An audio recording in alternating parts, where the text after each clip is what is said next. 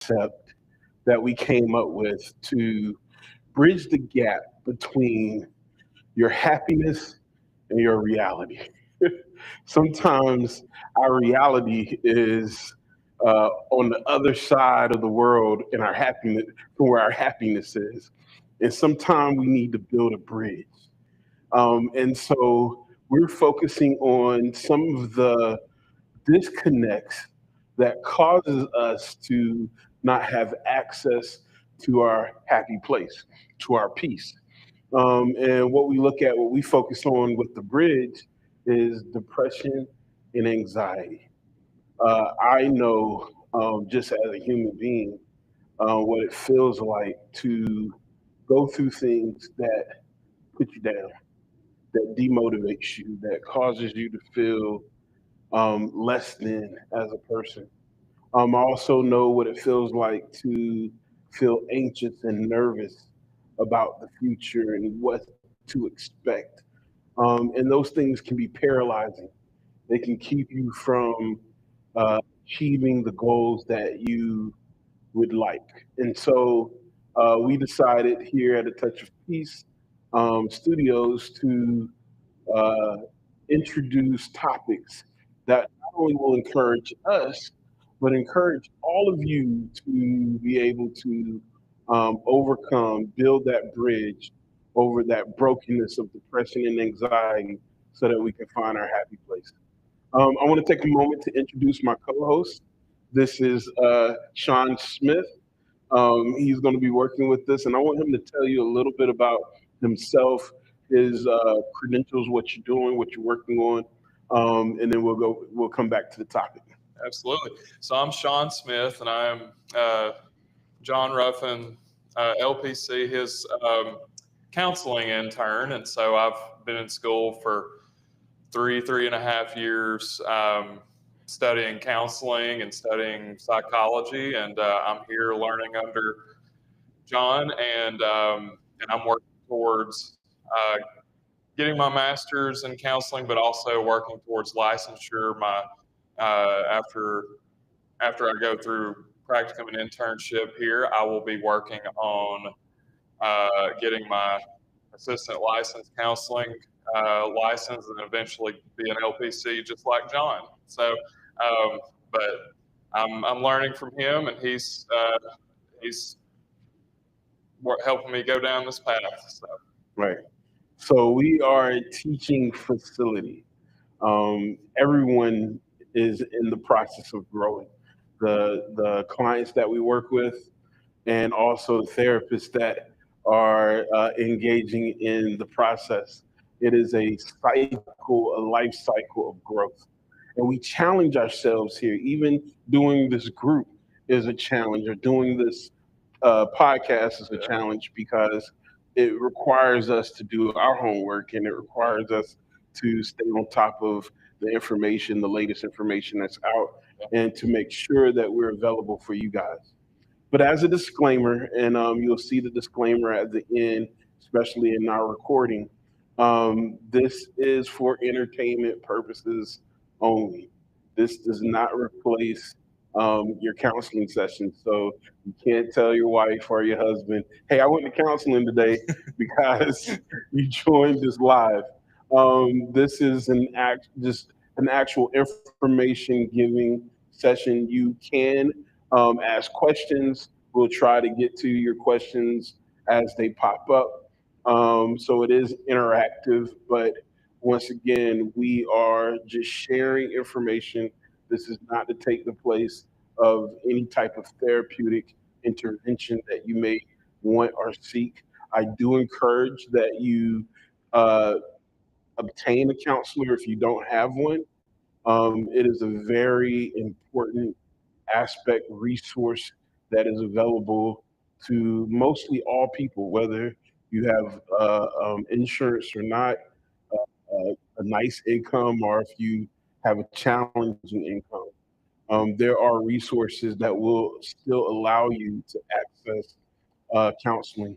And so, if you have any questions on that, reach out to A Touch of Peace. Even if you don't choose us as your therapist, we will definitely point you in the right direction. Other resources would be Psychology Today. It has a listing of all the different types of therapists in your area. Plug to them. So y'all can sponsor us if you want one day. Reach out to me. But let's get into it. Yeah. So today, what's our topic? What's our first topic going to be when we're dealing with depression and anxiety? Discovering the source of depression and anxiety. Discovering the source. You know, sometimes we feel or even experience a problem, but we may not know where it's coming from. Like you're like, man, something's wrong here, Right. but what's causing this? Yeah. So where do we start, man? Give me an intro into discovering where your issues are. Yeah. So yeah, like you said, I think we can sense that there is a problem going on with our emotions and a problem going on with our lives in general.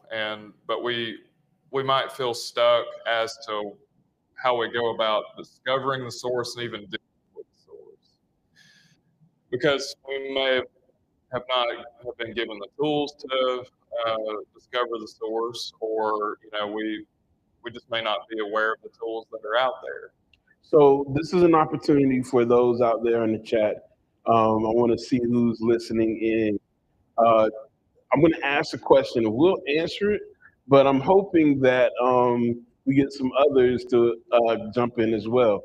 Um, have you ever experienced, or what's the greatest challenge you've ever experienced Yeah. in your life? The greatest challenge I've ever experienced was moving out at 17 years old, moving out of my mom and stepdad's house at 17. Um, and there were various reasons why that happened. It's a long story, but long story short, it was a it was an environment that I needed to get out of in order to move forward in life, and and some of that was due to my own problems, and then there were other problems in the home as well that I needed to get past and move forward. But yeah, that was the biggest challenge I'd ever faced, because being a 17-year-old, not knowing how to navigate life, and I'm now out there in the world having to figure out, how do I do this thing? How do I live life? You know? Well, you've overcome though. I mean, you've made it. You're married and Yeah, living on your own, independent. You yeah, broke those cycles and all absolutely. that good stuff. Well, I'm gonna be honest with you, and I'm gonna tell you right now. I'm a very open person, and I'll be vulnerable even to the world because I mean, there's no reason to lie. You know, healthiness comes from looking at and dealing with the things that are affecting you. Right. I think my greatest challenge has been losing weight. It's one I haven't conquered, obviously. But I'm aware of it. Like, hey, hey, out there in the chat world, look, there's no delusion that I could shed some pounds. I need to. And I understand. I know you can imagine the struggle. My whole life, most of my life, I've always been a big person. You can imagine the struggle. I'm not just sitting around like, oh, I like being big. I want to be able to keep up with my peers and do different things. But it's been a challenge. It's one that I've dealt with and talked about and learning more about. So all of us are human. I tell people all the time, we all have belly buttons, and some of the biggest and difficult moments of our lives are going to not always just go away. We're not going to always conquer everything that is in front of us. Right. It requires that we do the work, and sometimes, most of the time, a lot of times, we need to partner with someone who can help us. Absolutely. Now, as we go through this lesson, we're going to introduce a character, our main character, because not everybody wants to share their own personal stories. I can imagine it's hard being vulnerable to the world, especially with social media. Oh, and just for a second, I like social media for that. Social media there's a lot of negatives that go along with social media, but one of the good things I believe is how it's brought a big world closer, Yeah. closer. You'll be amazed at some of the people who comment and respond and text and email me from all over the world. Yeah. I mean, and I'm talking about kids, like young Yeah. people, teenagers, and they're just like, hey, what you said, I resonated with it. Absolutely. And that to me is probably one of the most powerful things that I can, witness to. Mhm. But we're going to add a character to this um, um, lesson that we're going to give because we want to give tools. We want to talk with you, we want to share, but we want to give tools too. And in order for us to do that, we want to have some type of case study that we can use to help us identify uh, a particular problem and how you can solve it. So I'm going to let you jump into that, Sean. Tell us about our character and tell us a little bit about what's going on with him Yeah. and what's the issue for today. Yeah. So our character's name is Brett. He is a 32-year-old man who works as an accountant for a small family business. Um, Brett has had a successful business for a while throughout. I mean, ever since that he graduated from college and worked on this business, it's been a thriving business for the most part. But now it's entering a season where the business is failing. And Brett will probably have to begin the process of winding up this business because there's another business that's coming in to buy him out um, in order for him and his family to survive financially. He's going to have to sell his business off. But his commitment to the business and his friends, the business owners, and all the people involved has intensified the level of stress he's feeling because of the collapse of his business. And as a result, Brett doesn't want to get out of bed most days. He has low motivation. Um, he has symptoms of depression and anxiety. And it got to the point to where he's not really involved with his kids and his wife becoming worried about Brett. She contacted a counseling agency because she was greatly concerned for Brett. And she was worried that Brett has just hit a place in his life where he's just so depressed and is not going to be able to move forward unless he gets help. And so this is the reason why she reached out to the counseling agency.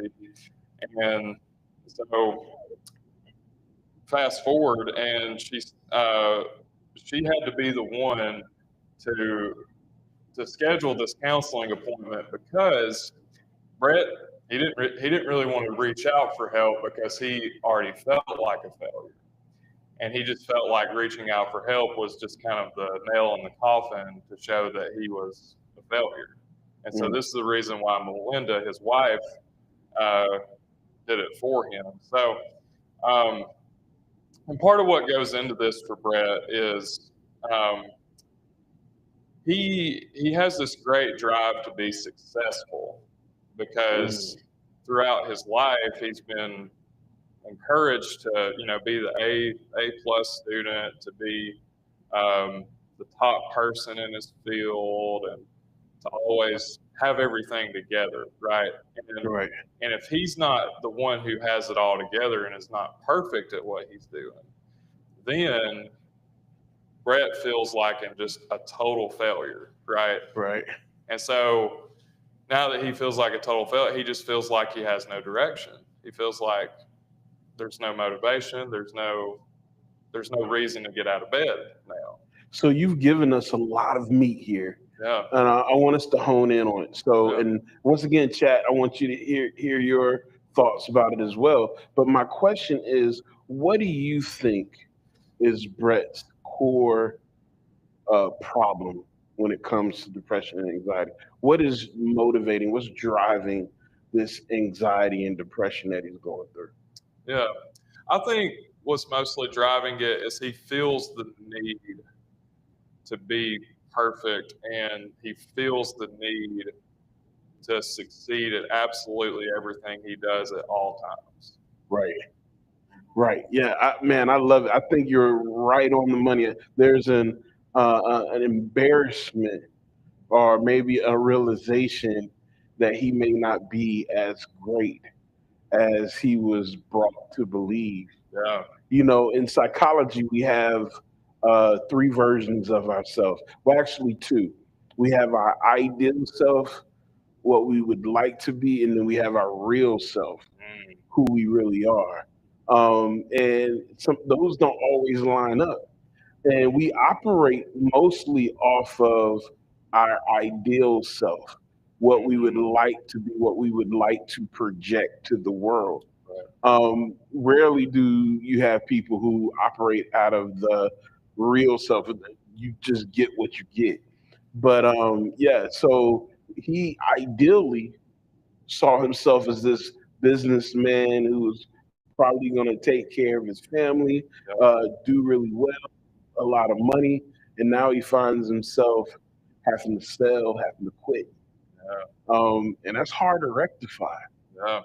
Absolutely. Have you guys ever experienced something like that where you had this thought of who you were or who you are, and then the reality of life just shows you something different? Yeah. Absolutely. Yeah. You know what? But in psychology, I think that's a good thing. Hmm.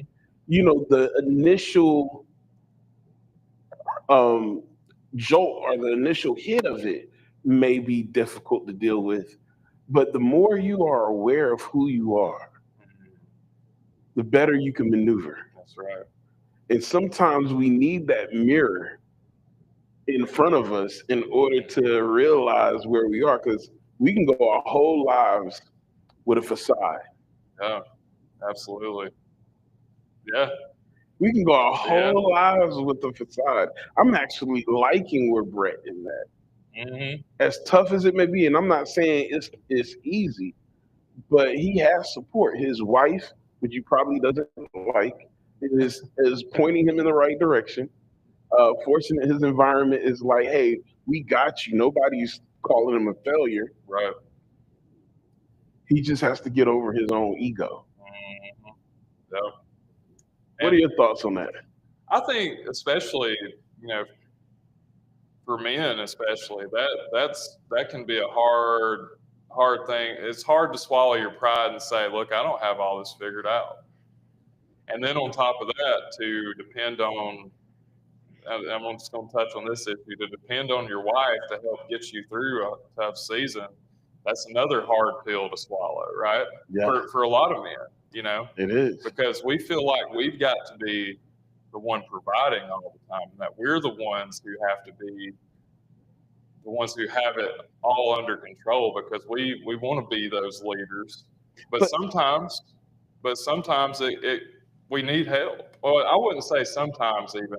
I would say all the time. This is the reason for marriage. Right?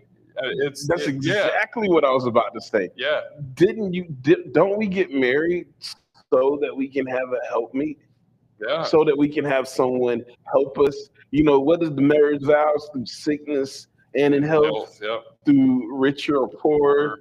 or, When I'm down and when I'm up, I need you to be there with me. But we are afraid to need our partner. We right, get married, especially men. yep. We are afraid to need our partners. Hmm. Why is that? What do you think causes us to be afraid to access exactly what we wanted? Yeah, some of it, I think, it has to do with beliefs about um, the man being the sole provider and being the sole driving force of the family. And so when we have this belief that we're the only ones that keep things going, then that can, when things aren't going well, then we tend to blame ourselves. So where do we get that narrative from? Where does that narrative come from that we're supposed to do everything and what I guess our partners are supposed to kind of sit back and enjoy the ride? Yeah, yeah, Where do we get that from? Where did that come from? Because that doesn't sound right when I say it out loud. yeah. It does. Yeah, it that could be reinforced from family patterns that we've had in the Okay. past. That could be a belief that we developed because it stems from perfectionism, right? Ooh. We could develop it's not necessarily even your family environment. It could just be a belief that we've developed because it's stemmed from our perfectionistic desire to always be right and to always be on top of everything. Yeah. And so your belief stems from what's going on in your heart. There's no room to be wrong. Right. Or and sometimes you have to be wrong in order to learn. Right. So it's almost like there's no room for learning. You're Mhm. supposed to be perfect at it. And I Yeah. see that in marriages. People get married, young couples, they get married, and their partner is expecting them to know everything they need to know in order to have a healthy, happy marriage. Like we should just know it by osmosis, or Yeah. you're supposed to know how to love me. You should know how to talk to me. You should already know how to make me feel happy, or feel secure, or feel safe, or feel supported. It Yeah. should just be an automatic thing, and we won't say that because it doesn't. That isn't rational. We're all in a learning process, but we definitely think it. Yeah. We do have this perfectionistic type view about things. Things should be perfect, and unless you're perfect, it doesn't matter. Right. Right. If you're not first, if you're second, You you're last. last. if you're second, you're last. Yeah. Sometimes we put so much pressure on ourselves Hmm. that we can't enjoy the ride. Hmm. I remember I am definitely afraid of roller coasters, Hmm. but to prove I'm not afraid and I'm not some scaredy cat, I'll get on roller coasters. Yep. But when I get on the roller coaster, the problem is I don't enjoy it. Hmm. I get on and the only thing I can do is hold on to the bar as close as I can, Yep. and I Yeah. close my eyes and I won't open them again until the ride is over. Right. As long as I can make it. And then when I get off, I'm enjoying. I can breathe. I'm like, Exactly. whew, that was fun. Right. No, it wasn't. And that same thing, that same point you're making there, John. I also struggle with roller coasters and fear of heights and things. But after I've been on 2 or 3 roller coasters, that sense of fear starts going away. Ooh, okay. I can rock with that. That's true. Experience can make things a lot more um, tolerable, maybe is the Yeah. word. Because I think about boxers, right? Nobody likes getting hit in the face. And so typically when we get into a fight, if we're not a professional fighter, we're just swinging as wild as we can because that anxiety is up, and all we know is we don't want to get hit. Yep. But boxers don't approach it that way. Boxers learn how to take a punch first off, how to anticipate a punch, how to dodge a punch, how to counteract a punch. You know, That's right. they, they learn to look the fear of being punched in the face.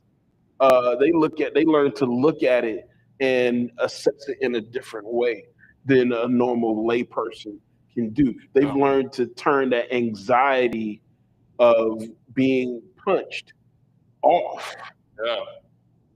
Yeah. so that they can do their job, which is, win this fight. Yeah. And so it is possible for us to condition ourselves to not be anxious Hmm. or get overly that anxiety with needed. You know, Yeah. we can face danger with confidence. Yeah. And so how do we do that though? Like that's how does someone turn it on for those that are out here in the chat world? You know, how do you what can they do Yeah. to not let their anxieties consume them, overwhelm them? Yeah. I think the first tangible step that anyone can take is to start learning that you can learn tools to deal with anxiety. And once you take that first step and you can trust that you can learn these tools, you then invite somebody to come alongside of you that already has these tools to help you. So what we call that is going from pre-contemplation to Mm, contemplation. yes. So in the psychological world, there are stages to change, Mhm. right? The first stage is pre-contemplation. There's a problem, but I'm unaware of it. I don't realize that there is a problem. Everybody's telling me there's a problem, but I don't see it. Right. Then you go to contemplation where you recognize that there's a problem, you just don't know where it's coming from. And then you get to a place called planning where you recognize the problem, you see the problem. Now you got to develop a solution to overcome the problem. Right. Then you get to a stage called action where you put that plan into place. And then maintenance, which is the last stage, where you continue being consistent. People don't realize how important consistency is. Mm, You know, I talk to married couples all the time, and they'll be on the brink of divorce, and they'll come into counseling, and they listen to each other, they make promises, they start working the plan, it's working, they get comfortable, and yeah. then they stop doing what they were doing. Yeah. And then 6 months later, they're back in the counseling, and they're saying it didn't work. And it wasn't that it didn't work; it's just that the consistency Mm, was lost. right. Right. Consistency is the key to long-term success Yep. when healing and overcoming the challenges life throws at us. Because life says, I got time. Absolutely. You may not have time, but I have time. Yeah. You know, I want to take some time to talk about some tools that we give in counseling when it comes to anxiety and depression. And the first thing I want to talk about, and we can talk about how we overcome this, is something we call stinking thinking. Thinking. Yep. Explain to the chat, what is stinking thinking? Yeah, it's just the best way you can think about stinking thinking is patterns of thought that hold you back from becoming who you want and need to be. That's what stinking thinking is. It's beliefs and thought processes that keep you from having the behaviors needed in order to become a flourishing person. Give me an example Yeah.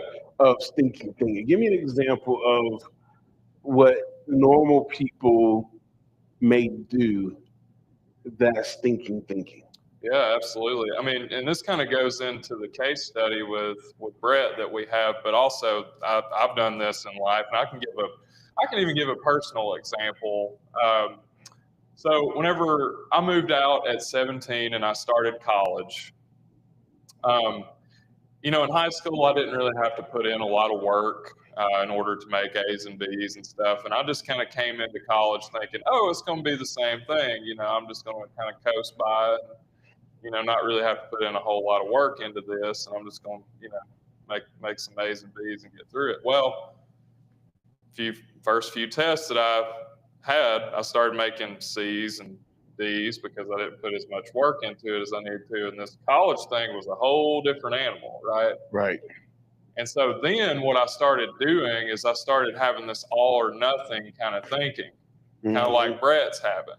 I was thinking, oh, I didn't get an A at this, and I didn't get a B at this, but does that mean I'm not as smart as everybody else? I started thinking like, I'm just not good at this whole college thing. Do I need to just quit? And what I was doing is I was taking the easy way out. Right.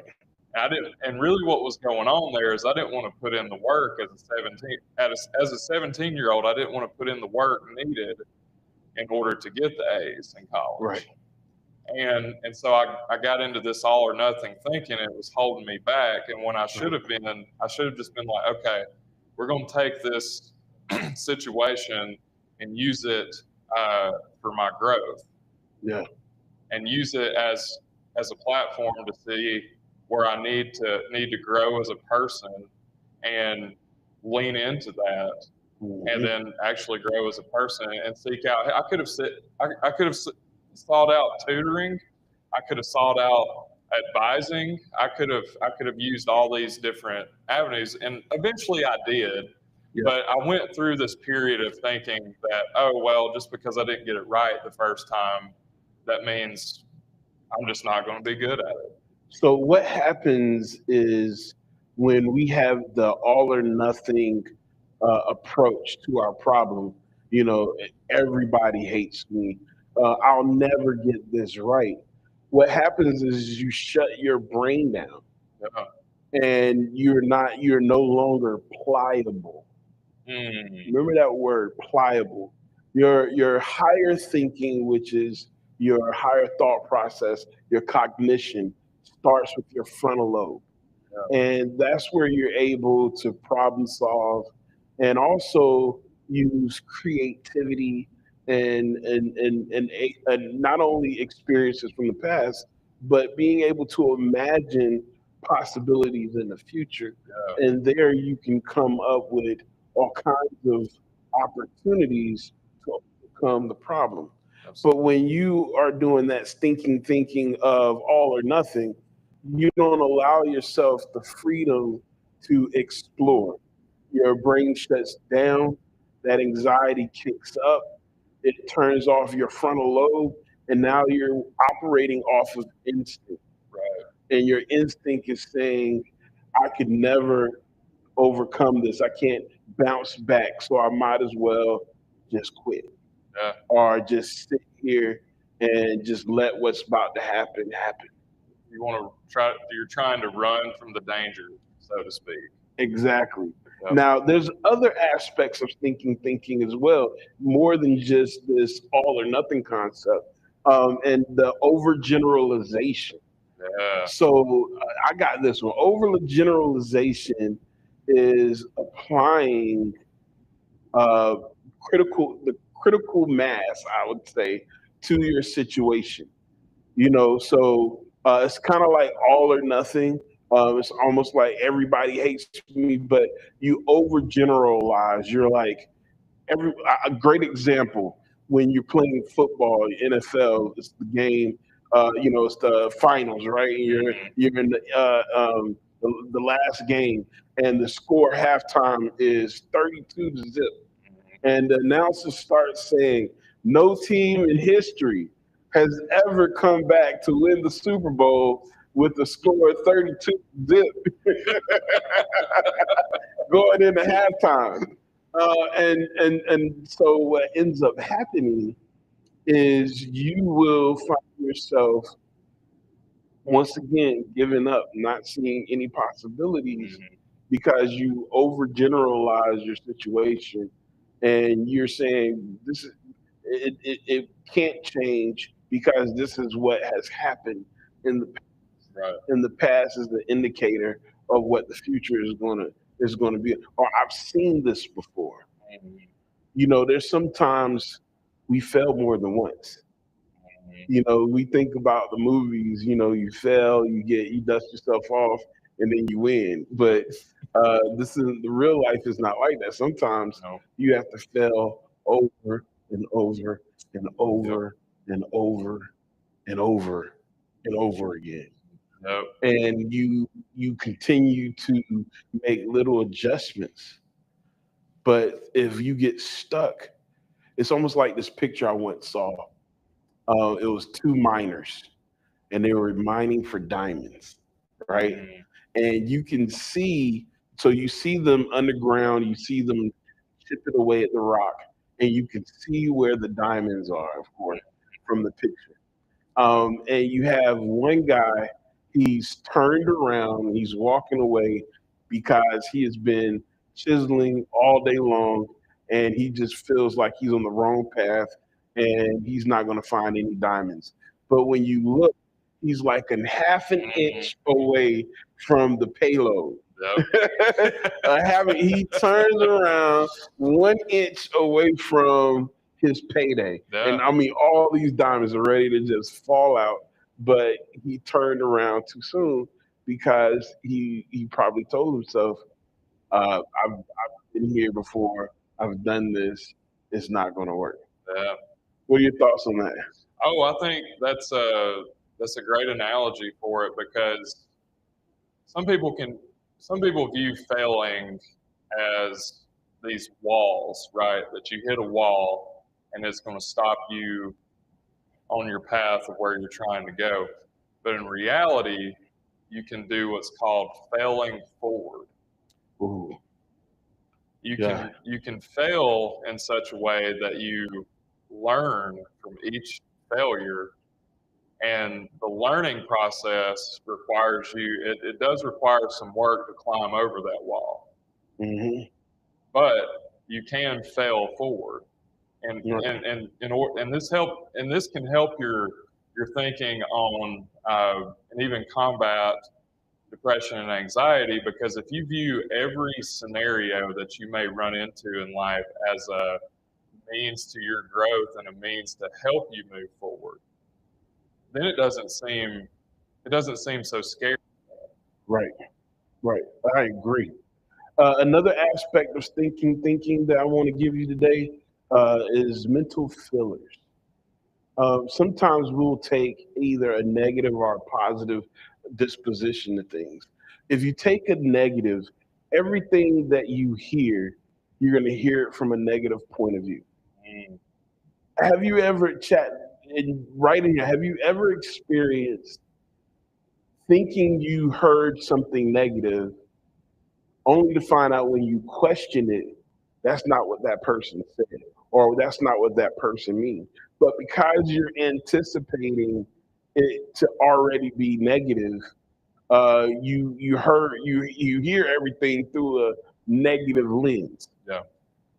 And this is one of those um, defaults that can really keep us stuck in our depression and anxiety.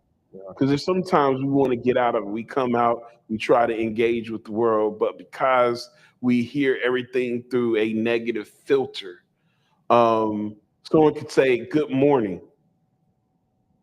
and then you're asking yourself, did you really mean it to be good? Was that sarcastic? I think you're just trying to play. You know, it wasn't good for me. Right. You're already in your head Yeah. thinking like, you know, nothing anyone says or does is done for a good reason. Mhm. Even when people are saying positive things, like, sometimes I say to my daughters, "I love you." They were like, "You got to tell me you love me because Like you're my that. dad." No, I really love you, not just because you're my daughter, but I mean because you're my daughter, Right. but because I really, really genuinely love you. Yeah. And sometimes it's hard for us to accept that. To counterbalance that, we have to filter that negative, what we're receiving, the stimuli that we receive, Yeah. to a positive filter, even when it's negative. Even when it's negative. Yeah. So instead of being a failure, I'm a learner. Yeah.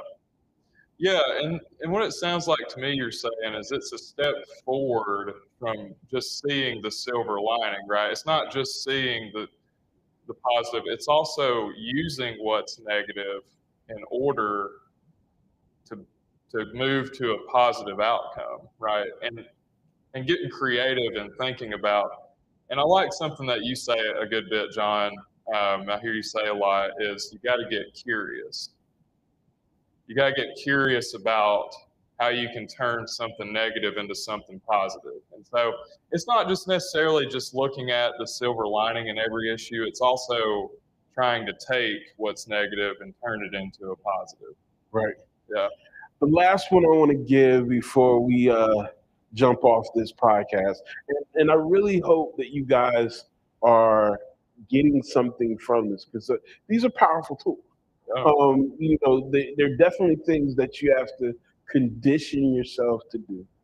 So don't just take this one lesson and say, okay, I got it. If you don't practice it, if you don't have the support that you need, or a counselor to work with you to hold you accountable. But another stinking thinking that happens is emotional reasoning. Mm. A lot of times we allow our emotions to lead when our logical brain should be leading. Sometimes people do things that are hurtful, or people do things that gets us charged. But we shouldn't get charged. We need to be careful about letting ourselves get charged. I tell myself, one of the things I tell myself is, if I allow you to have the power to get me angry, something is wrong. Mm. Yeah. If I allow you to get me angry, something is wrong. Yeah. Because I shouldn't allow someone to control my destiny. I remember when I was in grade school and you had that kid who pokes you with their pencil, right? And they'll keep poking you, and you like, leave me alone. And they'll keep poking you, until you lash out and you Right. yell. And then you get in trouble because the teacher hears you yelling in the middle of class. Right. Why are you yelling? Go take a break or go to the principal's office. And the person that was poking you is laughing. Look, got you. And they're chilling. They're chilling, but they got you upset.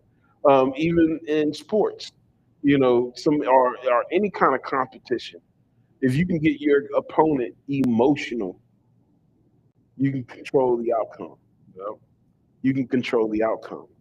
So you want to be careful about allowing your emotions to paint the picture of how to navigate even tough situations. Yeah. Tough situations. Being genuine to yourself, I call it being authentic. Yeah. Even if you're having a moment, like you're really breaking down, you're really having a tough time, being authentic about it is the best way, the quickest way to get to the resources that you need. But letting yourself be controlled by outside stimuli emotionally is not balanced and healthy. Yeah. Do you agree? What are your thoughts on that? Oh yeah, no, I 100% agree. I think if once you realize that you're getting in this emotional state, it's okay to feel those emotions. You want to go through the process of feeling those emotions to get to a place where you're more clear-headed and able to make better decisions. But then once you get to that place of being able to make better decisions, once you've felt those emotions, then you want to look at the evidence of your situation. You want to look at the pros and cons to everything. You want to look at the reality of the situation, because once you look at the reality of it with logical reasoning, and you can kind of tell your emotions like, no, this isn't reality. Like, it's not reality that I should be depressed and anxious over this. It's not my reality that I should be going nuclear and mad about something, because I got the evidence here to show that this situation really may not be as bad as what I initially thought it was. Right. Yeah. Right. And because a lot of times we're scared of the unknown. Yeah. Not what's known. We haven't seen the issue. We just know the issue is coming. Right. Exactly. It's like when you're at a company and there's a new boss, and you hear the new boss is coming, everybody is nervous. Oh yeah. Even the best workers, everyone is nervous because they're not sure what they're going to get. Yep. And then when they come, it's a whole different, usually a whole different ball game. Yep. So listen, guys. Every week we're going to try to really jump into a new topic, give you tools. So I really want you guys to mark your calendars, 12 o'clock to 1 o'clock, kind of lunchtime. You get us Central, 12 o'clock Central time. You get us, and we try to pass on some of the knowledge that we have to help you deal with depression and anxiety. Um, I always encourage people, do something today to make you smile. Yeah. Hug someone that you haven't hugged in a long time.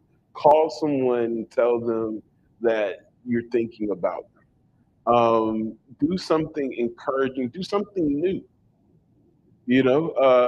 Take a break. Go see. Go somewhere that you haven't been. Or do something that you haven't done. But just touch the reality of your life around you for a moment. We call it grounding. Mm-hmm. Find a way to ground yourself, to connect yourself to your reality. Take your shoes off and go stand on your grass and let the grass go through your toes and stuff like that. You know, Spend time with someone that you haven't really talked to in a minute and just ask them about their day and laugh with Absolutely. them. Yeah. Tell some jokes. Yeah.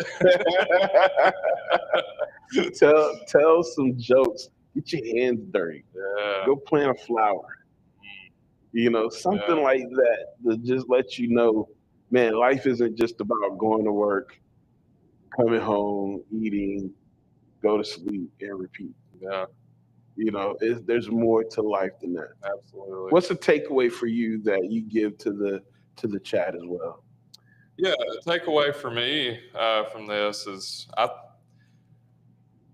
think I'm seeing this as I've got to remove all the obstacles in my life that keep me from being curious about my environment, right?